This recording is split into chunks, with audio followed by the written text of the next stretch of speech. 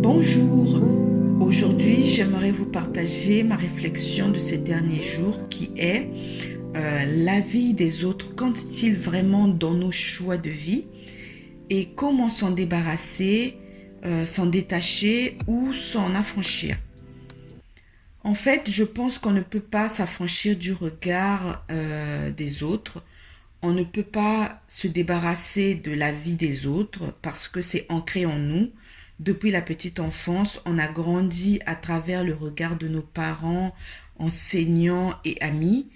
Et, euh, et voilà, et c'est à travers le regard de l'autre qu'on arrive à voir notre part d'ombre et de lumière.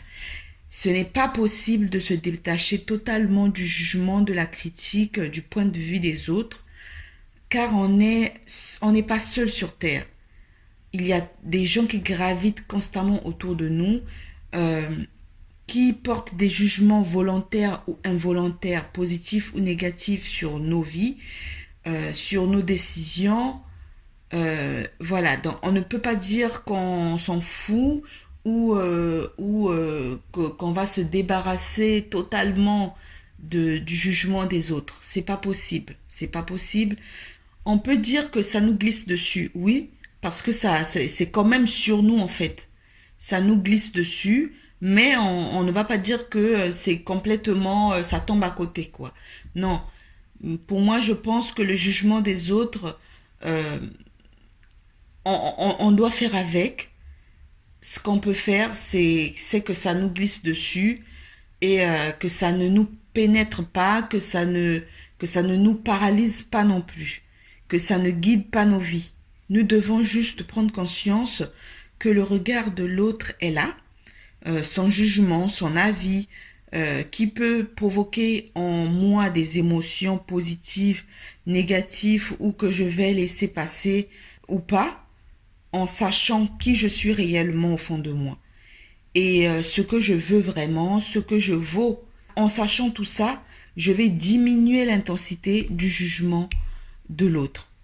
Je vais faire en sorte que l'effet que ce jugement provoque en moi ne puisse pas me paralyser, que l'effet des émotions que ce jugement provoque en moi ne va pas prendre la place dans ma vie, ne va pas me guider, ne va pas me paralyser.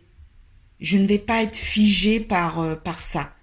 Voilà, parce que je sais ce que je veux, je sais ce que je vaux, et puis c'est moi, quoi.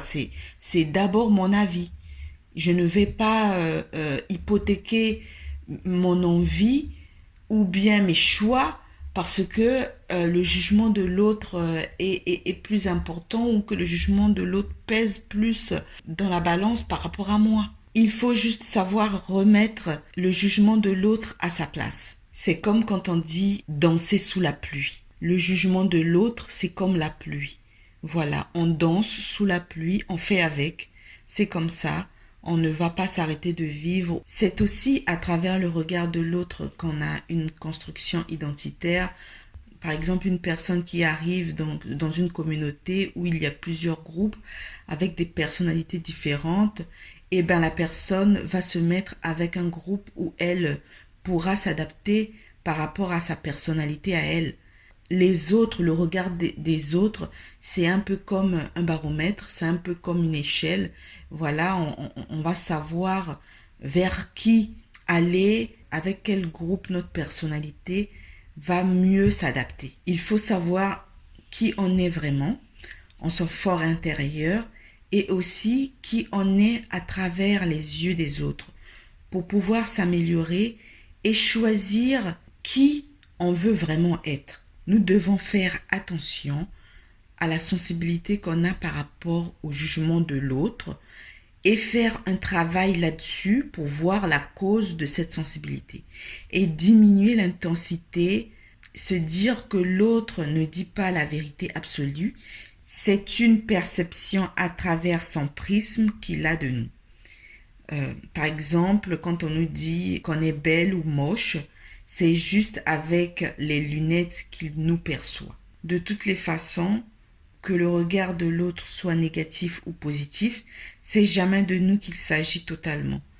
C'est un filtre de nous qu'il a. En gros, c'est normal d'accorder de l'importance au regard de l'autre, que ça nous sensibilise ou pas, mais que ça ne nous fige pas et ne guide pas notre vie. C'est moi qui choisis d'activer ce que je veux vraiment ressentir, ce qui est bon pour moi. Je ne me soucie pas de plaire à l'autre coûte que coûte en renvoyant une fausse image de moi pour bien me faire voir ou bien me faire digérer au risque de me perdre. Par exemple, j'ai ma belle-mère qui était en vacances avec ses petits-enfants.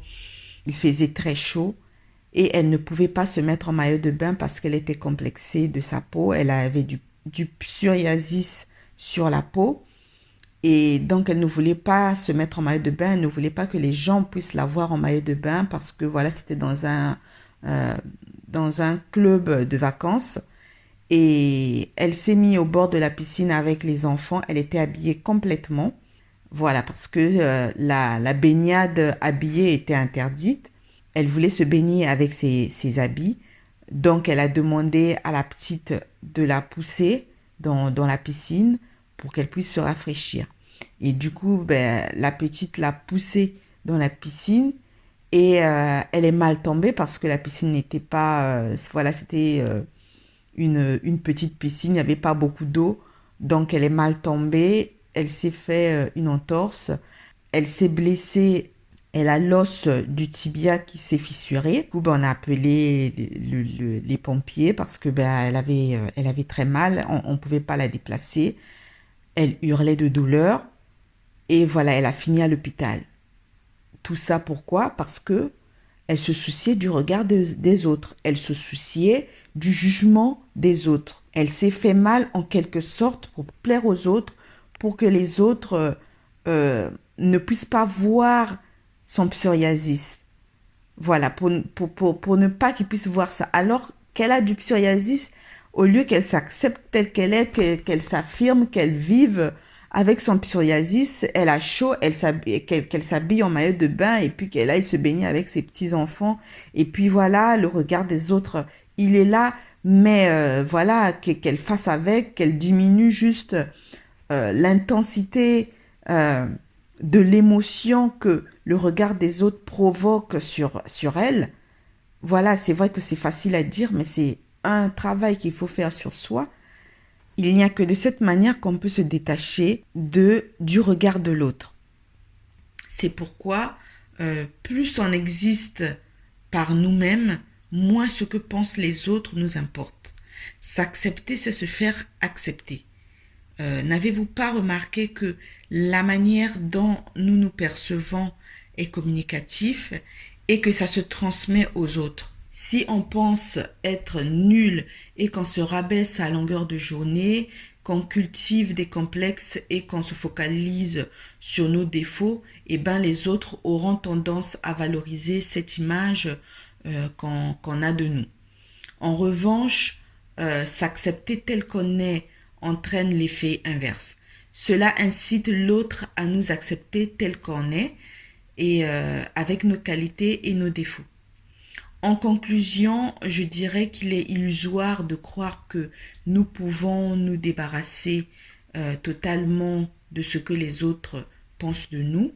Nous vivons perpétuellement sous le regard des autres.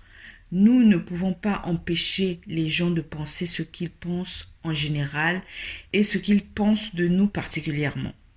La seule chose qu'on peut faire, c'est de diminuer l'intensité de l'émotion négative qu'on ressent de ce jugement et s'en détacher le plus possible. Et ce processus est difficile, certes, parce qu'on a été conditionné à puiser notre valeur à travers le regard de l'autre, à commencer par celui de nos parents. Mais en prenant conscience que le jugement de l'autre ne nous définit pas en tant que personne, que c'est un filtre qu'il a de nous, et voilà, c'est comme danser sous la pluie.